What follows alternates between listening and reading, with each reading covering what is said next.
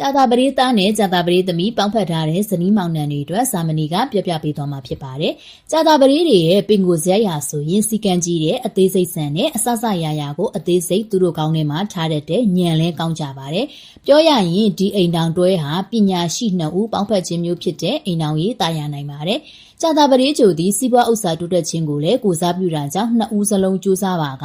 ယာရုဂုံတိတ်ခါစီးပွားဥစ္စာတိုးတက်ရန်လွယ်ကူပါတယ်။အချင်းချင်းသစ္စာရှိကြပြီးအများလေးစားမှုလည်းခံရနိုင်ပါတယ်။အမြင်မတူညင်းခုံစကားများမှုများတော့ရှိနိုင်ပါတယ်။အငင်းပွားစရာကြုံလာရင်အမှန်တရားကိုခဏမေ့ထားပြီးအိမ်တော်ဘက်အပေါ်ချစ်ချင်းမေတ္တာကိုသာဦးစားပေးပါ။မှားတာကိုဝန်ခံခြင်းသည်ရှက်စရာမဟုတ်ပဲအိမ်တော်ကိုခိုင်မာစေတဲ့အင်အားဖြစ်ပါတယ်။မာနတွေမထားကြပဲနှွေးထွေးနူးညံ့စေခြင်းပါတယ်။တာဝန်ဝတ္တရားတွေပြီးပျော်ရွှင်မှုအားနေတာတွေဖြစ်တတ်တဲ့အတူရီမောပျော်ရွှင်ရမယ့်ကိစ္စများဥပမာပျော်ပွဲစွာထက်ခြင်းခရီးသွားခြင်းဒါလေးတွေဖန်တီးပေးပါ။သားသမီးကံကောင်းတဲ့သားသမီးတွေကလည်းမိဘတွေကဲ့သို့ဉာဏ်ပညာထက်မြက်ခြင်းစီကံရှိခြင်းတို့နဲ့ပြည့်စုံပြီးတော့မိဘတွေရဲ့ဂုဏ်သိက္ခာကိုမြင့်တင်ပေးနိုင်တဲ့သားသမီးများဖြစ်ကြပါလိမ့်မယ်။သို့တော့မိဘများဤဂုဏ်သိက္ခာစီကံဂရုစိုက်မှုများကြောင့်သားသမီးများတွင်စိတ်ဖိစီးမှုများဖြစ်နိုင်လို့ဂရုပြုသင့်ပါတယ်။အညံ့အချို့ပပျောက်စေရန်ဘုန်းတော်ကြီးများသီလရှင်များဖျားเจ้าကံစသောဘာသာရေးအရာများတွင်တက်နိုင်တာလေးတွေလူဒန်းခြင်းဖြင့်အိမ်အောင်စည်းပွားနဲ့